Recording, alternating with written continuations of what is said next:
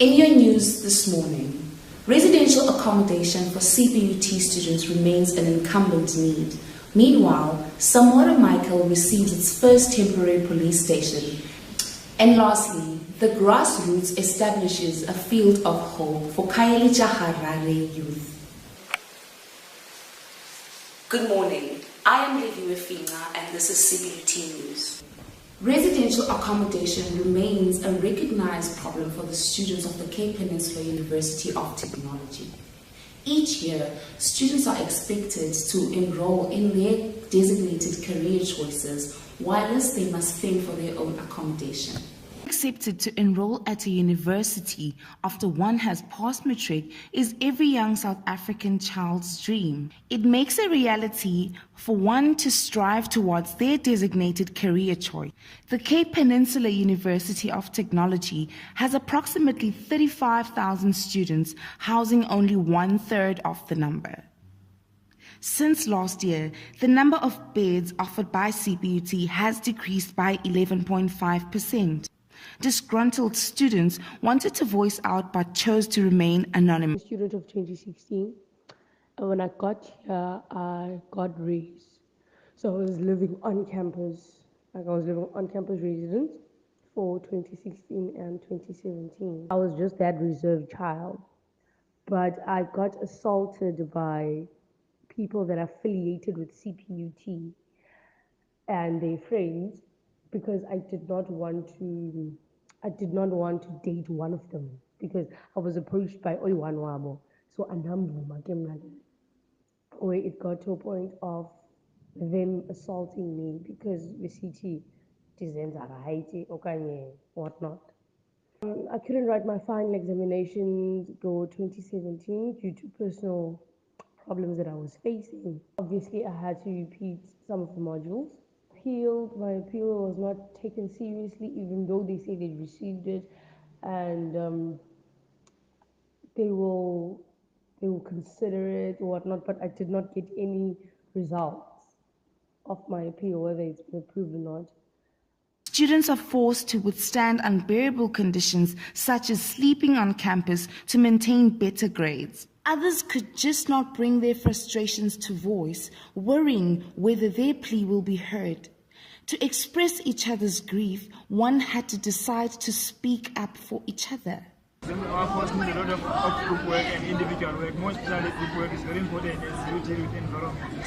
So these guys, as they are far away from residents, they are highly disadvantaged because they are far away from the equipment that we can use, like and the Wi-Fi through the discussion. Since the semester has started, students divide their time between queuing for the release of possible spaces and classes.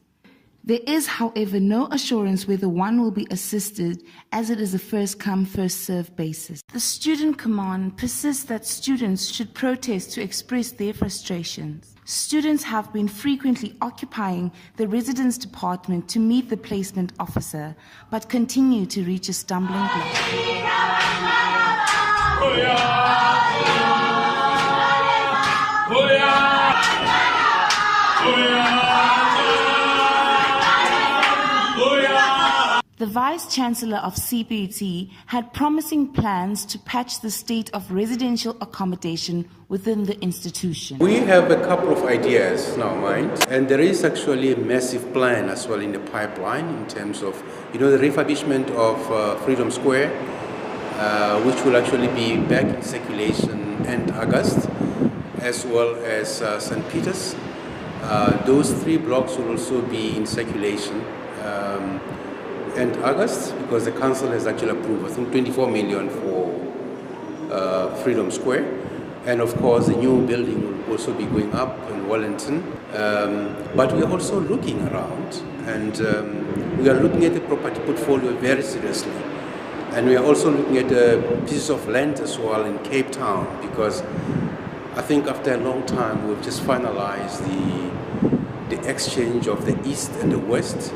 If you recall, the eastern part of the piece of land in D6, they were given to the D6 community for restitution.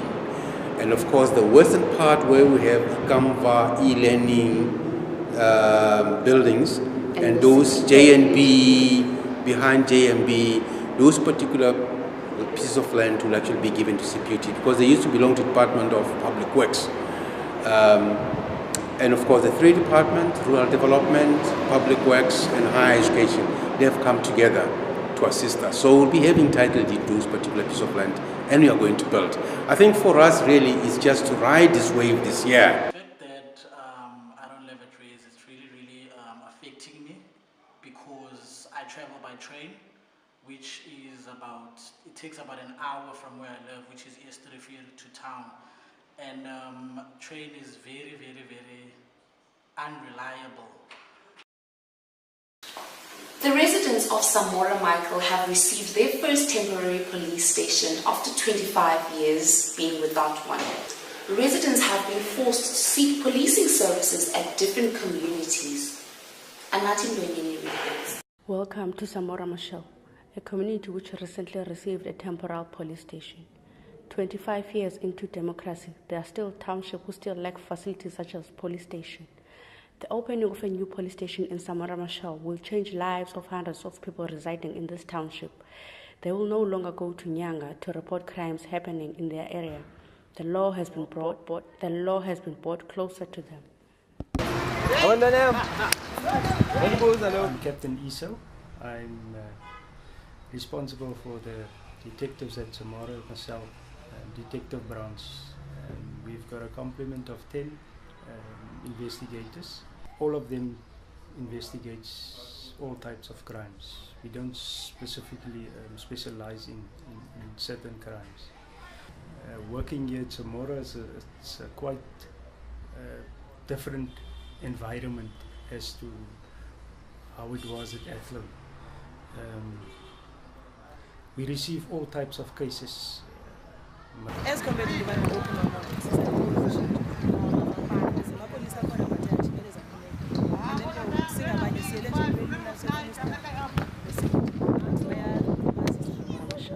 Now they have their own police station where they will report their crimes.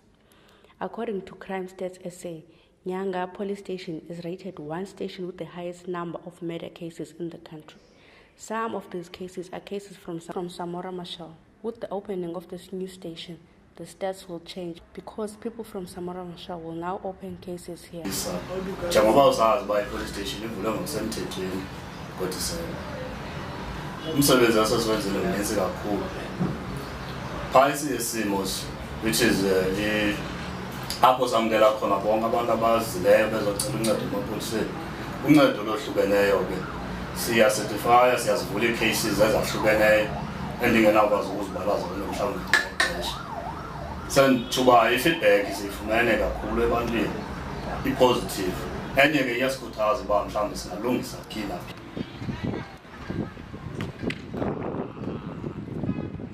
Has been struggling and lacking police facilities. They had to go to Nyanga police station to report crimes happening in their community. The government finally changed lives of people residing in Samora Michael. A new police station was opened in December last year. This is Anatin Lonyene reporting live from Samora Michael police station, Cape Town. The Grassroots project was started in urge to help keep young boys and girls away from the influences of drugs as well as crime. Themba Mbewana reports. This large, beautiful area behind me is the Khayelitsha Football for Hope Center, which is also known as the Grassroots Center. If you look at my far left over here, you will see the actual area where most of the action here takes place, which is the artificial grassroots. Apart from soccer, there is also netball games that take place here from time to time. And also, if you look far behind, there are kids playing there, but there is also a mini park where from time to time children spend their time if they are not old enough to play soccer. The memories the youth of this location have about how things were before the park was built are ones that anyone would want to forget. But that will happen sooner rather than later, since they speak so positively about the change that the park has brought to this location. I will be talking to residents of Khayelitsha, Harare, to find out how they feel about this park and its existence.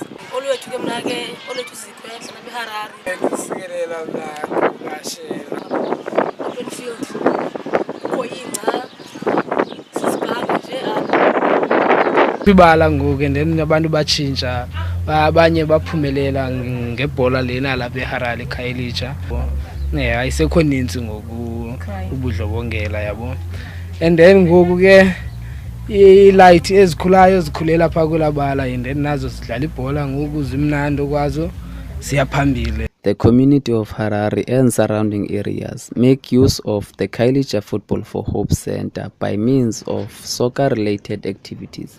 My name is Tony Kubesa. I am the site manager for grassroots soccer in the Western Cape, particularly in the Cape Town site. We're leveraging on the power of soccer to mobilize, inspire and educate young people so that they can live longer and healthy lifestyles. The main purpose or the main focus of grassroots soccer is to work with young people from the community of Khayelitsha and abroad, reaching the neighboring communities. The work that we do, we mainly work in schools, which we run after school programs, where we teach young people around HIV and AIDS, sexual reproductive health and rights, gender-based violence, and harmful gender norms. And that's not the only way or the only program that we run here in Khayelitsha at the center. We've got for adults as well, because as we are in a health and adolescent organization, adults also want to benefit from the center. So on Sundays, we have a social league where older men come and play soccer. And as the name says, it's a social league. It's a way of trying to promote cohesion and bringing young and old to come together on a Sunday instead of going and sitting in a shibin. It brings joy to the parents knowing that their children are playing in a safe environment.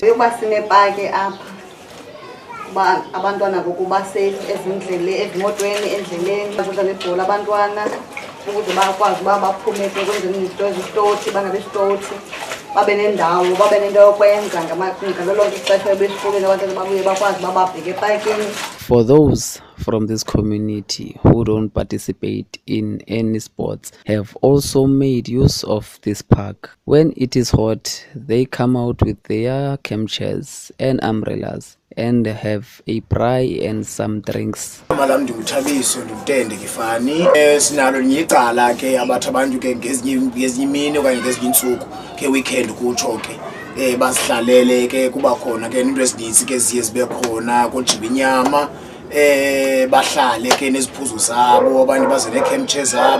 Khayelitsha Football for Hope Center has brought some positivity in this community. For the time that I spent here, apart from seeing people working and people playing soccer, there were also people sitting around using their phones. So when I asked around, they told me that they were connecting to the Wi-Fi that is available there for free. I'm Themba Mbiwana for CPUT News, Harare, Khayelitsha. Taking a look at your financial indicators this morning.